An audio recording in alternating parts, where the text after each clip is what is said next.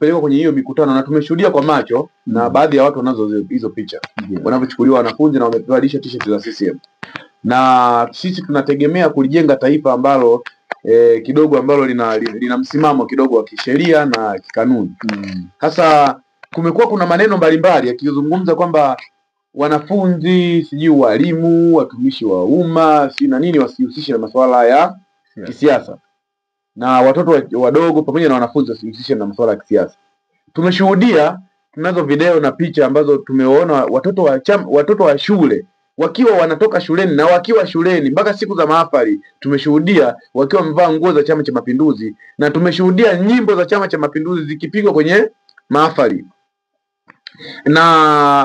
Na imeonekana kwamba ukivaa t-shirt ama nembo yoyote ya chama cha upinzani ndio unatafsirika kwamba wewe unajihusisha na nini, na siasa. Lakini huyu anayevaa uniform ya Chama cha Mapinduzi anaonekana yeye ni mzalendo na ajihusishi na chama cha na vyama vya siasa. Wewe kwa mtazamo wako unaona hili limekaaje, na kama kiongozi una maoni gani kuhusu hili?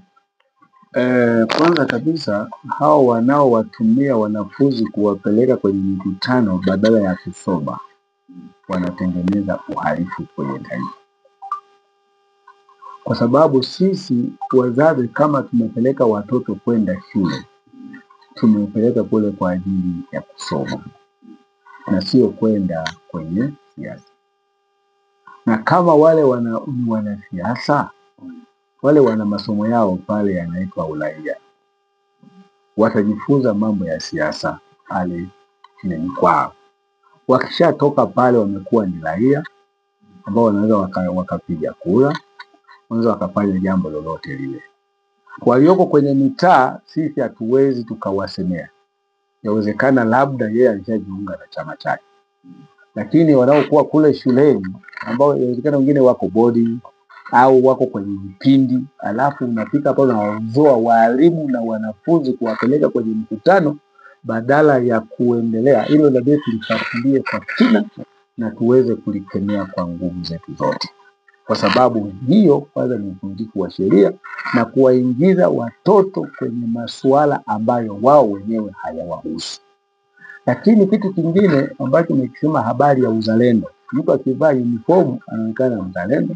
Mtu akivaa nguo ya CCM anaonekana yeye ni mzalendo yeye, si ndio?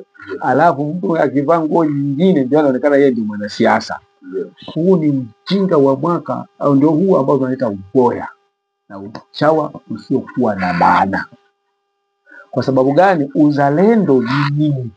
Maana unaposema patriotism, wazungu hiyo neno uzalendo ni patriotism. What is patriotism?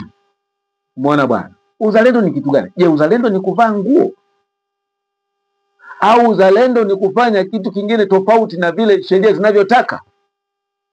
Uzalendo ni kupata sheria, taratibu na kuilinda nchi yako ili isiingiliwe na maadui, isiwe na wanyang'anyi, isiwe na wezi, isiwe na mafisadi, isiwe na watu wala rushwa. Huo ndio unaitwa uzalendo. Lakini uzalendo wewe unaruhusu watu wanaiba mali, wanaiba pesa, wanaiba madini, wanaiba ardhi, wanaiba misitu, wanaiba wanyama, wanaiba nini? Ndani wewe unakula vumbi tu mitaani huko, unasema wewe ni mzalendo. Wewe ni mpumbavu.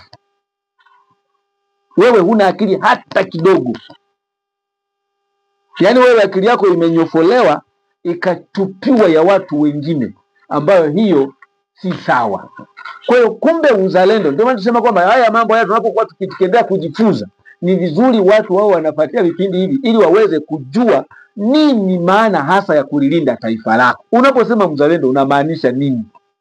Sasa kama huyu unaweza kumpa hata ubalozi anayefikiria yeye kwamba eti mtoto akivaa nguo uniform hata akiwa mwizi bado ni mzalendo, akiwa fisadi bado ni mzalendo.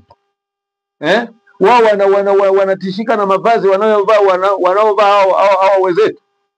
Huo ni ujinga tu mdogo tu ambao kihakika linatakiwa kukemewa kwa nguvu zetu zote. Na kama raia wa taifa hili ni vizuri hatua zikachukuliwa za mapema kuzuia haya makundi yasiyoelewa hata nini maana ya uzalendo yatokeleze mbali, yatoke kwenye madaraka, waingie watu wanaojua uzalendo wa kweli, watakaolinda taifa lao kwa huzuni, kwa uchungu mkubwa, na wanaojua nini maana ya uzalendo. Na mara ya kwanza tulikuwa tumeona kwenye magari mbalimbali yaliyokuwa yakishiriki kampeni za Dr. Samia. Ndio. Tulikuwa tumeona yale magari yalikuwa yameandikwa 29 Oktoba, ilikuwa imeandikwa Samia 29-30. 25-30. Yakaamriwa na jeshi la polisi kwamba zile namba ziondolewe, na hatimaye zikaondolewa. Unafikiri ni chombo gani ambacho kinaweza kutoa amri kuhusiana na hili swala la wanafunzi kwamba waachwe waendelee na masomo, kwa sababu kama wazazi wanatoa mchango wao pale shuleni, wanasomesha watoto wao, lakini hatimaye watoto wanaishia kushinda huko mtaani? Yaani ni hivi, hata walipotoa zile namba ni baada ya wananchi kupiga makelele kwamba kuna namba zipo kwenye magari ya viongozi mbalimbali yanazunguka mitaani. Zile namba zile, wakaulizwa polisi, zile namba ni halali? Mwisho wa siku wakafanya upekuzi kidogo, yaani kwamba wao hawaelewi. Ndio unajua, ndipo yaani usalama wa taifa ulikuwa haujajua kitu hicho kwamba ni hatari, mpaka wananchi walipolalamika, na wao ndio wakakaa kwenye vikao kujadili kwamba jamani, hili linakaaje.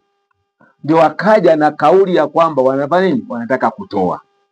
Sasa wananchi kwanza kabisa, unajua wanasema hivi, uongozi wenye nguvu unaanza na raia wenyewe, mtu mmoja mmoja, na baadaye ndivyo vyombo vingine vinafanya kazi.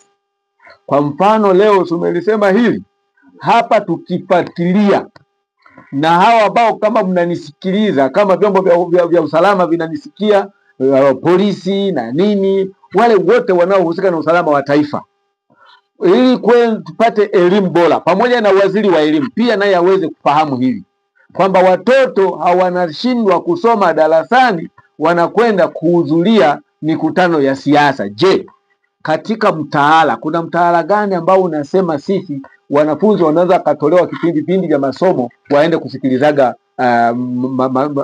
mikutano ya hadhara ya wagombea fulani na kuvalishwa uniform? Waziri Adolf Mkenda, naomba uweze kulifuatilia popote pale, ufuatilie uone kwamba je, hiki kinachozungumzwa ni kweli? Na kwa sababu picha zipo, watu unaweza ukajiridhisha kwa mujibu wa picha ambazo zipo, na hata kuwahoji wanafunzi wenyewe kwenye mashule mbalimbali. Je, hiki kitu kinatokea? Mimi niliongea juzi na mwalimu fulani kwamba ninyi walimu vipi mambo yanakwenda? Bwana, unajua sisi tumeambiwa hivi, anayetoka chumbani kwa mama yako ndio baba yako. Nikamwambia mjinga huyo, ni mwalimu ananiambia hivi. Umeona bwana, kwamba sasa hivi ni kweli hivi? Yaani hiyo slogan hizo inamaanisha nini? Kwa mfano kuhusu taifa, kuhusu taifa inamaanisha nini? Hii inamaanisha ya kwamba watu tumekuwa ni wavivu wa kufikiri, na hivyo unashangaa mtu anakwenda tu kwa muhemuko. Nilishasema kwamba kuna kitu emotion na kuna kitu intelligence. Kwa hiyo mtu badala ya kwenda kwa kutumia intelligence akwenda kwa kutumia nini? Kwa kutumia emotion. Emotion ni muhemuko fulani ambao huwa unakuwa kwa muda, alafu mwisho wa siku huwa unakuwa majuto. Lakini ukitumia akili zako vizuri kufikiri na kufanyia maamuzi, huwa zinaleta tija, na unashangaa zinakuimarisha zaidi katika maisha yako, na haki yako unaweza kuzipata. Kwa hiyo wananchi, tufuatilie popote pale, jirani za shule, mikutano inapofanyika, tuangalie, je, ni halali kweli? Wanafunzi wanabebwa, wanatumiwa magari, wanapeleka magari mashuleni, wanasoma, wanapelekwa kwenye mikutano, alafu wanarudishwa, wanakwenda kuongwa ubwabwa. Hivi kweli hii ni haki kweli?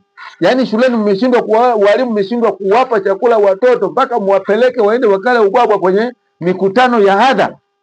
Hivi wakuu wa shule mnafanya nini? Huo ndo usimamizi mliokabidhiwa kusimamia watoto wapate elimu iliyo bora? Hapa haiko sawa. Ndugu zangu, hapa haipo sawa. Watanzania tujue ya kwamba hao watoto tunawapeleka, tunalipa michango mbalimbali, hata kama serikali inagharamia ili watoto wapate elimu bora, na sio kupeleka wanafunzi kuacha vipindi na kwenda kusikiliza nini? Kusikiliza masomo. Hao wana kazi moja tu ya kusoma, wafanye mitihani ili mwisho wa siku waweze kufaulu, wafike mbali. Asante sana ndugu. Kwa hiyo ningeomba niendelee kidogo hapa. Nafikiri pia leo kuna uwezekano nisimalize vizuri. Leadership and management kuna ufanano. Leadership and management kuna ufanano. Ufanano wenyewe kwamba wote pia wanaweza kawa na sifa ya kushawishi watu wengine. Wote wanaweza kawa na ushawishi. Huyu kiongozi anaweza kawa, maana kiongozi ni mchakato wa uongozi ni mchakato wa kushawishi watu wengine ili kuweza kupata wafuasi wa kuweza kuwasimamia na waweze kutekeleza mambo yao wakiwa wao wenyewe na wili, sio kulazimishwa.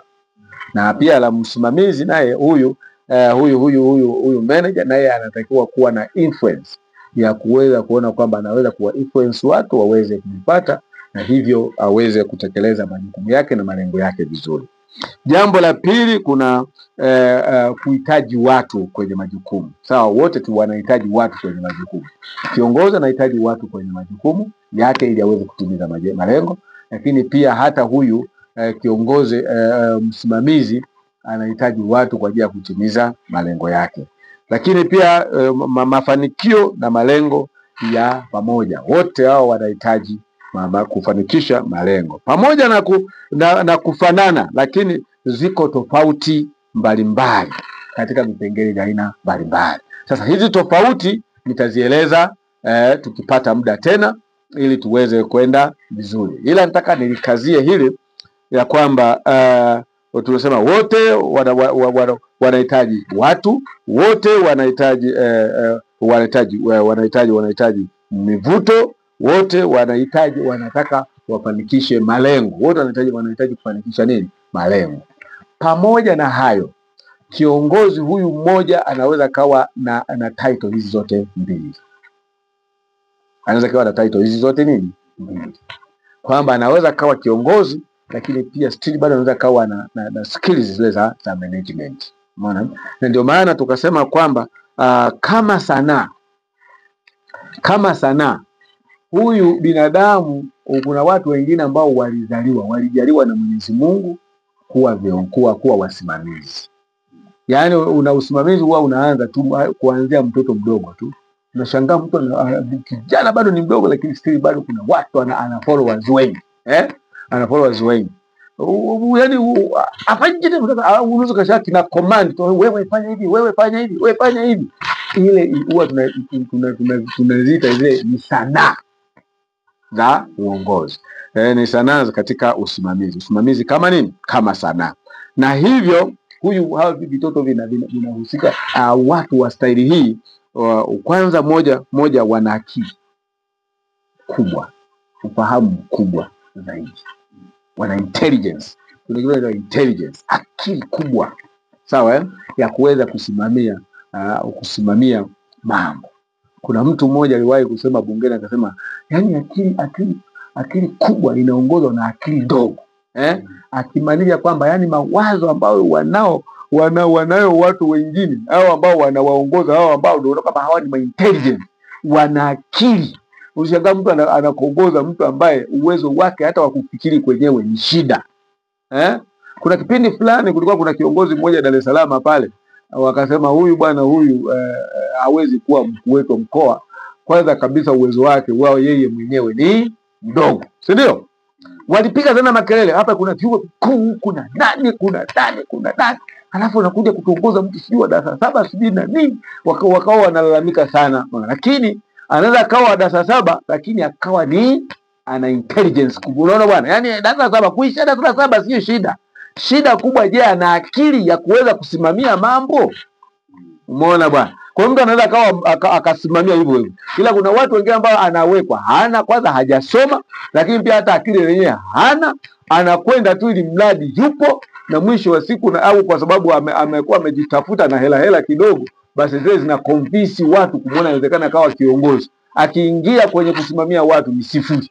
Unashangaa na kiongozi anakuwa unakuta unakuwa na kiongozi lakini ni kiongozi ampata nafasi ya kuwa kiongozi au ni msomi lakini ni mwizi sio mwadilifu. Yaani kwa ujumla wake ni kwamba anaweza akapatikana msomi akawa mwizi lakini akapatikana mtu asiyokuwa msomi akawa ni mwadilifu. Yule ni rahisi hata kuwasikiliza watu na kusonga mbele kuliko yule ambaye tayari ni msomi, ana uwezo wake binafsi hapa anatumia kwa ajili ya kuiba. Yule pale kumwamrisha inakuwa ni ngumu sana. Linatumia nafasi yake kwa ajili ya kukandamiza watu wengine. Umeona bwana? Lakini pia kuna sifa nyingine ambayo inaitwa karisma. Karisma ni kiongozi mmoja ambaye yeye huwa anakuwa socialized na watu, anajua mahitaji ya watu, ana uwezo namna anaweza kureceive watu, ile reception yake ile anapokutana na watu au mtu akimuona tu anaona kwamba kweli huyu ni kiongozi. Karisma, na kuna kile ndio karisma, hiyo ni